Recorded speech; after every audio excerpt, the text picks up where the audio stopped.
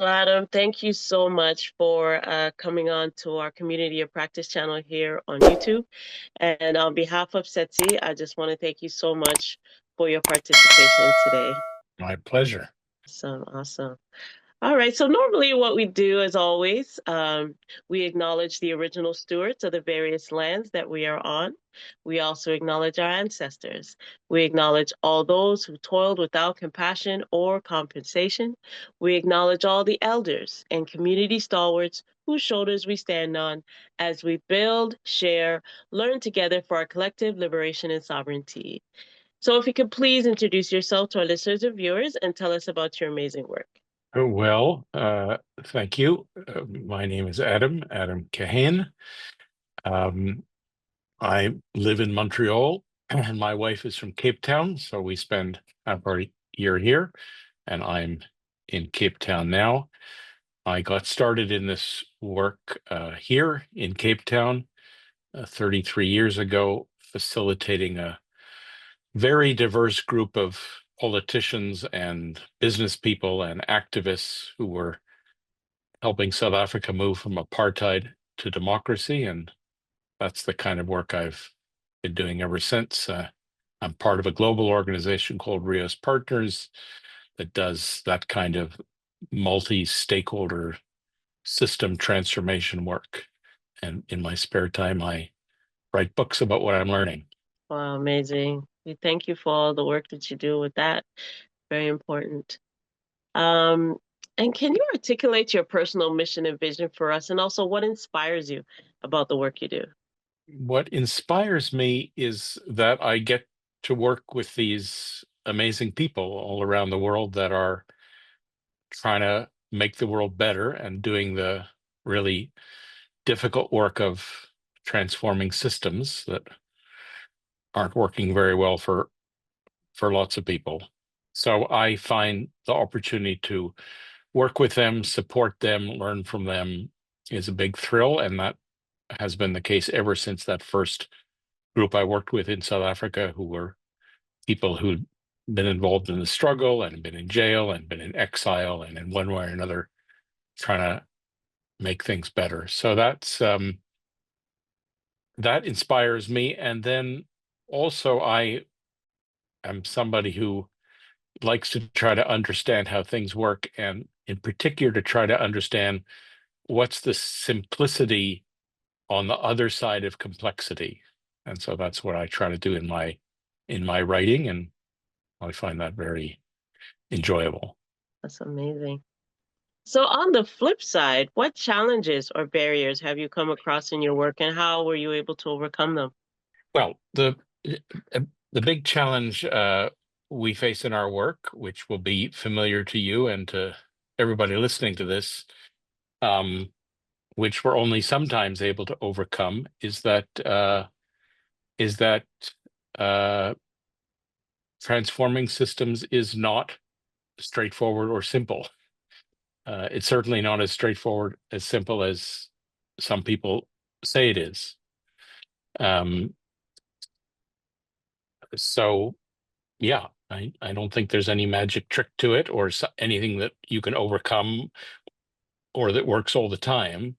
But what I've learned from whatever 35 years of doing it and bumping my head against the wall and trying again Mhm. with lots of people who have been in this game a long time, is that what it takes is what I'm starting to call radical engagement. Um, really getting into what's happening, connecting to the people, and not pushing, just pushing for the way you think things ought to be, but looking for the cracks and finding where's the next move and advancing in that way. And the other thing I've learned is to do that. Uh, Obviously, that takes power, Mhm. but power by itself isn't enough, and that it also takes love and justice.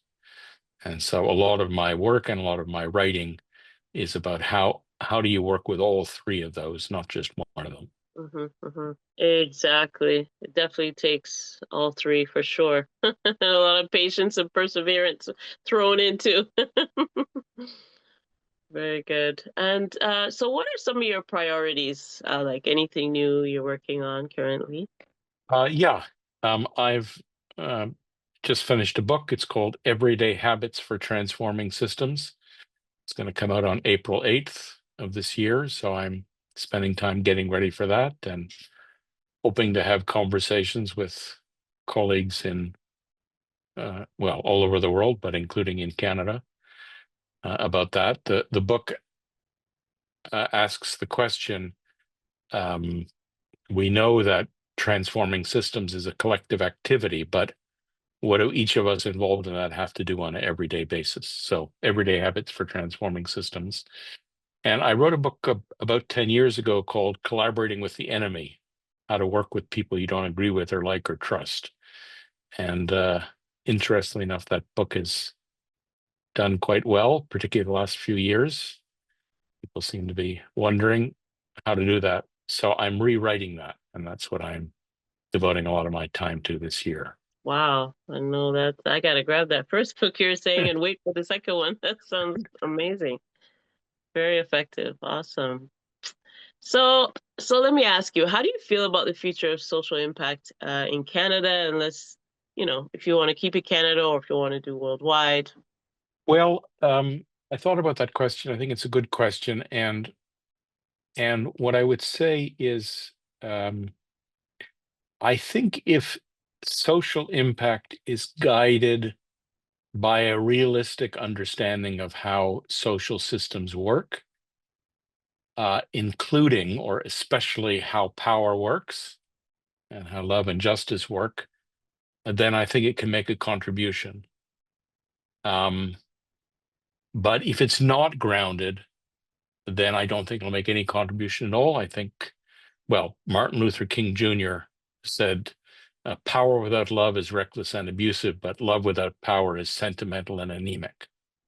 And I worry that a lot of work in social impact tends to the sentimental and anemic, just wishing things were the way we want them to be, and other people were the way we want them to be, and they're not, and that doesn't work. And well, it doesn't work at best, and at worst, it cynically reproduces the status quo. So that's where I'm focusing my attention. Love that analogy. So true, so true. And so what is your ultimate goal and what does success look like to you? I've had the same goal. I've been doing the same thing all day, every day since that first experience 34 years ago in South Africa, which is to try to help people work together to to transform systems, to address the daunting challenges of our time, which we're all aware of: democracy, health, climate. How can we work together? How can we live together? So uh, that's my goal. That's Rios's goal. That's the goal of these books.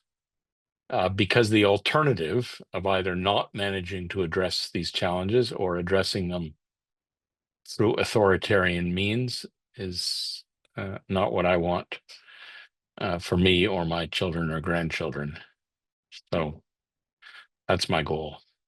Exactly. Collaboration is the key to social change too. People like ourselves that are putting in the work, and really doing it for the next generation because, we are making our mark and we're doing the best, but it's going to be passed on. So, we want it to be as effective as possible and to lay a solid foundation at least so it can continue the journey into this, yeah, to this world that is questionable, to say the least.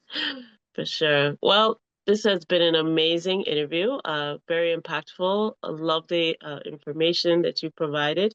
Last question for you is: do you have any closing thoughts or calls to actions at this time? Not really, Ma'at. I'm glad that SETSI exists and other organizations in that ecosystem in Canada. I think we're we're going through a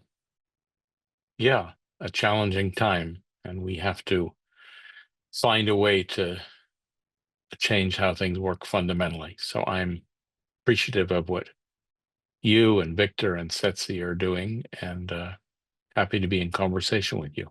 Well, likewise, likewise. I'm sure this won't be the last. As you said, we're going to be seeing your son next. So definitely a piece of you we'll be seeing in the next few minutes. So you see already that the work is being done and what you put out in your mind is manifesting in reality. So on behalf of Setsi, we thank you so much for today and all the work that you do. And we'll definitely be seeing each other soon.